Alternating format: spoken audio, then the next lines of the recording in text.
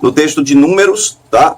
Números, capítulo 10, versículos 11 e 13. 11 ao 13, 11 e 13. Onde está dizendo assim, ó. No 20º dia do segundo mês, do segundo ano, a nuvem se levantou de cima do tabernáculo, que guarda as tábuas da aliança. Assim partiram pela primeira vez, conforme a ordem do Senhor, anunciada por Moisés. Amados, esse é o primeiro trajeto que eles vão fazer, né, assim que eles saem da terra de Midian, do Monte Horebe, ali da cordilheira de Montes Horebe, e então eles vão para a terra prometida, eles vão até Cades Barneia. E eles saíram do Egito foi estabelecida a Páscoa, instituída a Páscoa, no 15º dia do primeiro mês do primeiro ano. 1 ano e 1 mês mais 5 dias. Se foi assim mesmo, né? Se a gente for observar aqui, como foi colocado anteriormente, as datas forem datas corretas mesmo para o caso aqui, então eles realmente não cumpriram, não fizeram aquela festa dos pães asmos, celebraram só a Páscoa mesmo. Páscoa é só um dia, a festa dos pães é que já existia e que, no caso, ela tinha mais tempo, né? Eram 7 dias. O povo de Judá, eles partiram primeiro, tá certo? Era o grupo mais numeroso, e é isso aí. Eles estavam acampados a leste e saíram primeiro. Moisés, conseguindo o apoio do seu cunhado, está no capítulo 10 de Números, versículo 12. Aí você pula para o versículo 29 ao 32, né? Você vai observar o nome, né? Obabe, é isso aí. Versículo 12. Eles partiram de Horebe, a cordilheira dos montes, né? Lá na terra de Midian, até o deserto de Parã. Obabe, filho do midianita Reuel, que aparece às vezes com, né, um nome Reuel, às vezes aparece como Jetro. Esse Obabe era, no caso, cunhado de Moisés. Moisés o convidou para ir com eles, né? E dizendo, você conhece o trajeto, você pode nos ajudar de alguma forma no trajeto. Parece que Moisés também não tinha muita ideia de quanto tempo eles iam passar no deserto. E pediu aqui que o cunhado dele, que já conhecia o trajeto, fosse com ele. A princípio, o Obabe não aceitou. Mas, observando textos posteriores, né, nós vamos observar lá em Juízes 1, versículo 16, e Juízes 4, versículo 11, que os descendentes do Obabe estavam lá na terra prometida. Então isso nos traz o entendimento de que ele realmente aceitou o convite e foi com Moisés. Aí você questiona assim, pastor, mas não era a nuvem que ia direcionar tudo? Sim. A coluna de nuvem ou de fogo ficava em certo lugar, tá? Mas o Obabe sabia se naquele lugar onde a nuvem estava, se era mais fácil, né, fazer o acampamento, o assentamento ali, até que a nuvem levantasse de novo, ou se era perigoso, ou alguma coisa, ou se mais para lá, ou mais para cá, ou mais à altura, ou mais embaixo, entende? Realmente assim, a nuvem não iria parar, por exemplo, num local onde não tivesse espaço para pelo menos 3 milhões, né, de pessoas. A nuvem iria parar onde realmente coubesse as pessoas, mas o cunhado Moisés, o Obabe, conhecia aquilo ali. Então, veja bem, versículo 31, você vai ver onde diz, tu, Obabe, nos servirá de guia. Nós sabemos que a nuvem era que era guia, né? Nos servirá de guia uma vez que tu conheces o trajeto do povo, certo? E aí é isso aí, ok? Ele era mais para, quando a nuvem parasse, ele dá um conhecimento de como era aquele lugar, se era perigoso, se não, como seria melhor fazer o acampamento ali. Ok? E ele aceitou. Êxodo 40, do 36 ao 38, não vai falar especificamente sobre a nuvem. A nuvem se ergue, o povo vai ter que ir, seja de manhã, à noite, madrugada, a nuvem subiu, tá indo, junta, vamos embora, pega aí, pega tudo aí. Não é? Rebanho, tudo, tem que juntar tudo rapidinho e vamos embora.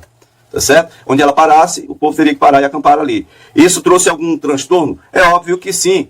Uma coisa é você estar num local parado por 1 ano e 1 mês, você tem sua vida, vamos dizer assim, você não tem provisão nenhuma, a provisão vem de Deus, mas você tem uma atividade diária, cotidiana, que não é quebrada, virou vamos dizer assim, uma coisa normal. Tem que pegar o maná todo dia, né? Não, hoje nós vamos fazer um sacrifício lá no tabernáculo, vamos embora, família. Aquela vida de gente que está andando, mas está assim, tá parado no lugar, no caso, né? E tem a provisão de Deus. Agora eles estão indo, caminhando, e eles estão dependendo da direção que a nuvem viesse a dar. Então, não tinha como marcar, por exemplo, amanhã ou depois nós vamos fazer fazer um sacrifício. Vamos comer uma coisinha diferente, que não seja o maná, né? Vamos ver no que isso deu. Vamos lá, no texto de Êxodo 40, do versículo 36 ao 38, diz assim, sempre que a nuvem se erguia sobre o tabernáculo, os israelitas seguiam viagem. Mas se a nuvem não se erguia, eles não prosseguiam. Só partiam no dia em que ela se erguisse, né? Ou se se erguia. De dia a nuvem do Senhor ficava sobre o tabernáculo, e de noite era como fogo, ela ficava como fogo sobre o tabernáculo, à vista de toda a nação de Israel, né? E todas as suas viagens, né? Em todas as suas viagens era assim. Então a nuvem ela servia tanto para proteção do sol durante o dia, né? E à noite ela servia de proteção contra o frio, o frio, os animais, porque aquele fogo lá, sabe, era visível. Então os animais, as feras, né, do deserto, vamos dizer assim, eles tinham medo do fogo e vamos para longe desse povo aí, que esse povo é perigoso, esse Deus aí é mais perigoso ainda. Eles se afastavam, era a proteção de Deus, a nuvem era a proteção de Deus. Então, onde a gente pode dizer assim, a nuvem da glória do Senhor, a nuvem aqui é proteção, é direção, é provisão, é demonstração da presença do Senhor com eles durante o trajeto do deserto. Então, no texto que repete essa história, que está em Números 9, do versículo 15 ao 23, fala mais ou menos a mesma coisa, né? Eles achavam que ia fazer aquele percurso ali em 17 a 20 dias, 17 a 22 dias, né? Mesmo que fosse muito devagar, daria para ser feito em 22 dias o trajeto, que tornou-se aí 40 anos, né? Então, no dia em que o tabernáculo foi erguido, está dizendo aqui, aí, Números 9, do 15 ao 23, quando eu comecei a ler aqui, veja o versículo 18 ao 23, né? Onde diz que às vezes a nuvem ficava sobre o tabernáculo poucos dias. Conforme a ordem do Senhor, eles acampavam. E também conforme a ordem do Senhor, ou seja, o sinal que eles tinham, que era a ordem do Senhor, parar ou caminhar, era a permanência ou a não permanência da nuvem. Se ela levantasse, o Senhor está mandando ir. Se ela parasse, o Senhor está mandando permanecer, acampar. Tá certo? Outras vezes a nuvem partia, ou de dia ou de noite. Sempre que a nuvem se levantava, eles partiam. Versículo 21 de Números 9, tá bom? Versículo 22 diz que a nuvem ficasse no acampamento, eles não partiam, mas quando ela se levantava, partiu. Versículo 23 diz que conforme a ordem do Senhor acampavam-se e conforme a ordem do Senhor partiam. Ou seja, era a nuvem que definia isso aí. E nesse tempo em que era imprevisível, o Senhor não colocava uma agenda dizendo, ei, presta atenção, amanhã nós vamos levantar aqui, daqui vamos sair. Não, ficava ali, mas ninguém podia fazer muita coisa não. Era obrigado a viver só naquele cotidiano, naquele negócio da provisão de Deus, forçados a viver só, né, assim, subsistir. Apanhando o maná conforme a ordem do Senhor e vivendo do maná, só o maná, tá certo? É isso aí. E diga-se de passagem que era a provisão de Deus, era um milagre, porque eles iam no trajeto e o maná ia acompanhando. Eu não creio que ficasse lá para trás, ficasse caindo maná, não. Ficava caindo maná onde o acampamento estava, onde eles permaneciam. Aí tinha maná. Para quase 3 milhões de pessoas, imagine quantos caminhões, né, seriam carregados aí de maná, tá? Bom, só para vocês terem uma vaga ideia da provisão e dos milagres do Senhor. O que acontece é o seguinte, agora a Bíblia em ordem cronológica nos leva para Números capítulo 10, de volta, né? Aí vamos ler ali do versículo 33 ao 36, onde vai falar de fogo em Taberá, uma primeirazinha, né? Rebelê, uma primeira rebelê, depois que ele sai do Monte Horebe, ou Jabel Alaus, terra de Midian. 3 dias de caminho, eles já se rebelam ali, tá certo? Fogo em Taberá, Números 10, versículo 33, diz, então eles partiram do monte do Senhor. Veja que agora aqui não está falando em Sinai, está falando do monte do Senhor. É uma referência clara ao Jabel Alaus, ou Jebel Musa, que é Monte Moisés, né, na Arábia Saudita, a cordilheira de Montes do Horebe. Eles partiram então do monte do Senhor e viajaram 3 dias, negado. 3 dias, negado, só 3. Então a Arca da Aliança do Senhor foi à frente deles durante esses 3 dias para encontrar um lugar para o descanso deles. A nuvem do Senhor estava sobre eles de dia, sempre que partiam de um acampamento, né, para outro lugar. Então, sempre que a arca partia, Moisés dizia, levanta-te, Senhor, sejam espalhados os teus inimigos e fujam diante de ti os teus adversários. E sempre que a arca parava, ou que a nuvem parava por causa da arca, né, ou a arca parava por causa da nuvem, melhor dizendo, então Moisés dizia, quando nesse caso Moisés dizia, volta ao Senhor para os incontáveis milhares de Israel. Agora é o seguinte, a Bíblia nos leva para Números 11, do versículo 1 ao 3. Números 11, do versículo 1 ao 3, vai falar de quê? A chegada em Kibroth Hatavá. Números 33, verso 16, diz que eles partiram do deserto de Sinai e acamparam-se em Kibroth Hatavá. Aí Números 11, né? Números 11, do versículo 4 ao 9, vai falar o que aconteceu lá, no 3º dia de viagem. Um grupo de estrangeiros que havia no meio deles encheu-se de gula e até os próprios israelitas tornaram a queixar-se, né? E diziam, se tivéssemos carne para comer. Nós nos lembramos dos peixes que comíamos de graça no Egito. também dos pepinos, das melancias, dos alhos, das cebolas, dos alhos comuns e alhos porós. Né? Mas agora perdemos o nosso apetite. Nunca vemos nada além desse maná, nada. Só o maná, só temos o maná. O maná era como semente, aí o texto vai dizendo que o maná era como uma semente de coentro, melhor dizendo. Coentro, uma sementezinha pequenininha. E tinha aparência de resina. O povo saía recolhendo o maná das redondezas e moía esse maná, né, num moinho manual, ou socava com pilão. Depois cozinhava o maná e com ele fazia bolos. Tinha gosto de bolo amassado com azeite de oliva. Quando o orvalho caía sobre o acampamento à noite, também caía o maná. O maná caía junto com o orvalho. Ok? Vamos a alguns comentários. Números 11, verso 4 ao verso 9.